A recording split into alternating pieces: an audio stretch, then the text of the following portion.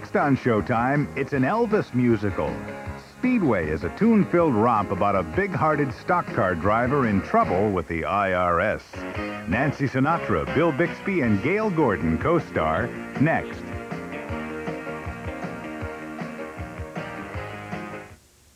If for nothing else, Friday's comedy night on Showtime will always be remembered for one thing. The one thing we are is innovative and fresh. First up, we're sure you'll fall for Gleason. He's the greatest. Then Kim Cattrall's no dummy when she teams up with Andrew McCarthy to face some stiff competition in Mannequin. Next, it's the fundamentals of fun on the Showtime Comedy Club Network, followed by those new old-timers, The Boys, and a big birthday bash for Super Dave. I know you're going to enjoy it. And it happens Friday, starting at 7:30, 6:30 Central. Meet Chris Parker. She's got a dull night planned with the Anderson kids. Mom got Chris to babysit for me. What could possibly go wrong? Chris, I'm in trouble. Hang up and sit down. I'll be there in half an hour. But this is the night My mom's car! that things get a little out of hand. Big city, scum sucker. And then go from bad to worse. Burned his dead. Adventures in Babysitting. Chris can handle it. Sarah's probably hanging from the rafters by now. Sarah, hold on! You won't see it on HBO or Cinemax. You'll see it exclusively on Showtime. Saturday. Elayne Boosler on marriage. Could you love? Yeah, I could love this one. Could you honor? Yeah. But what if Springsteen calls? I'm not going? Elayne Boosler on men. I envy men. Men fall asleep. Well, good night. Oh, not me. I'm posing in case he wakes up. Elayne Boosler on relationships. Because I read books. Books say you want to keep sex hot. You tell the person what you want. How do you tell him you want somebody else just for one night? Elayne Boosler on living together. Because you live with a man, you gain weight. You know why? You starved your whole life to get one. You got one. You're going to eat now. Elayne Boosler on a roll. What a concept. In her hysterical special, Party of One. It's a regular riot, and you're invited in the Showtime Comedy Spotlight. Bye-bye. Saturday. This month, Showtime celebrates the ancient art of storytelling. One of today's storytellers is Bob Barton. Listen in as he tells this 2,000-year-old story of how straws were invented. There was once a very thick forest, and in that forest was a large lake, and in that lake lived a water ogre, and all creatures who approached that lake and drank were devoured by the ogre. Now, in this same forest, there lived a large troop of monkeys. There were about 80,000 of them, and they traveled together. And the leader of these monkeys was a very old, very wise monkey, about the size of a deer. And this old monkey had always instructed his troop as follows. If you are out in the forest, do not ever eat fruit that you have not eaten before.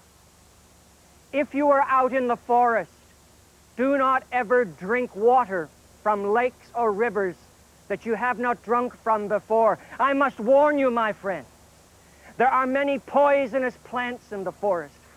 There are many water ogres in the water. And so it was that he was obeyed.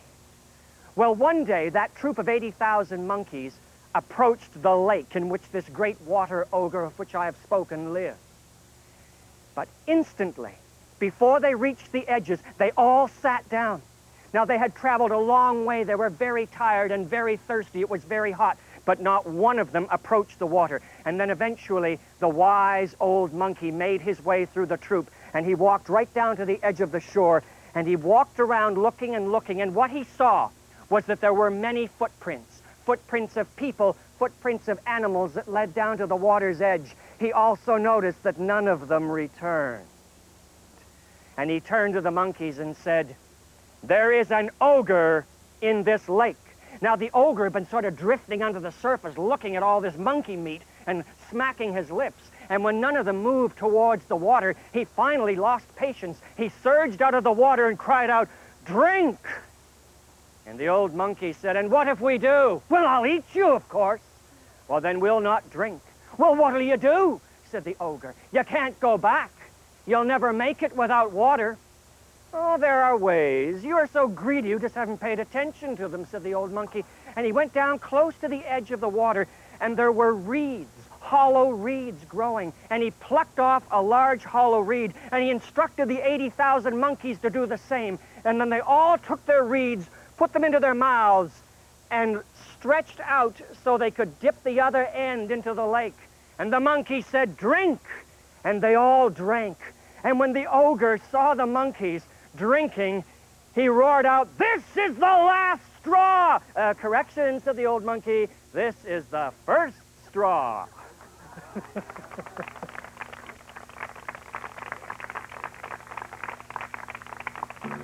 Watch for Family Time's Fables, a series of great stories. Some are old, some are new. All will tickle your imagination. Family Time's Fables, throughout September, exclusively on Showtime. Take a beautiful young woman and put her in danger. Add a handsome older man to look after her. Place them together in an exotic setting. And you've got all the makings for a classic romantic adventure story. Out of the Shadows was filmed for Showtime on location in the Greek islands. And it stars Charles Dance and Alexandra Paul. The romantic nature of the storyline is reminiscent of the old-fashioned movies that used to be very popular in Hollywood. Fashions come and fashions go, but as I say, for romantics, romanticism will always be there. I think most people have a spark of romance in them somewhere.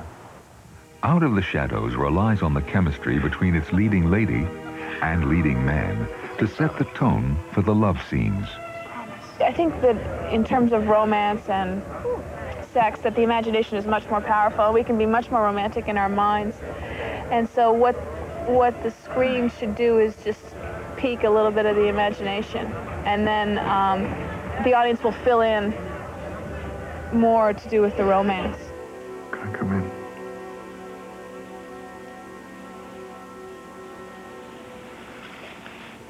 Yes. I think Charles is perfect for the role of Michael Hayden. He's very English, he's very suave, and I think that my character is pretty smart to fall in love with him. Willie Patterson directed Out of the Shadows. He explains that romantic movies have a style all their own. There's lots of cliches that you have to follow, especially when you're doing some of the love scenes. One tends to make things prettify everything that you look at, and try not to get too hard-edged. One could over-dramatize a romantic film. One has to be careful and make sure that most things are easy to the eye. With locations like Athens and the island of Hydra, most of Out of the Shadows is beautiful to look at. So if classic romance and adventure have been missing from your life lately, watch for Out of the Shadows this month exclusively on Showtime.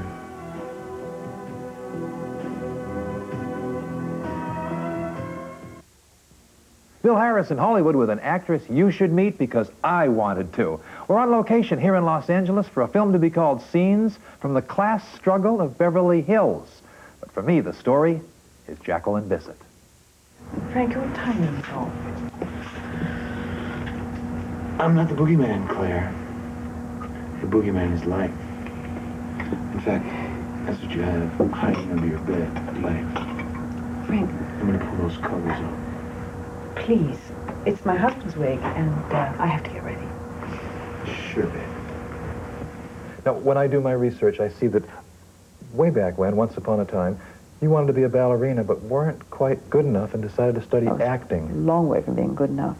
Were we rather terrible? No, I was gracious and graceful, but I didn't have the feet for it. Didn't have the arches for it.